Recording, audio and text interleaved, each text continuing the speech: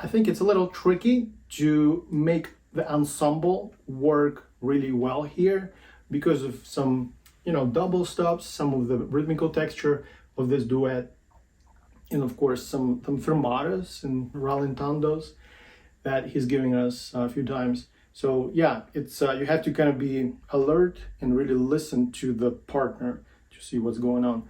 And I hope the MP3s will do a good job providing you with the lead part so that you can kind of adjust to it a little bit. Thank you for watching. I really appreciate your time.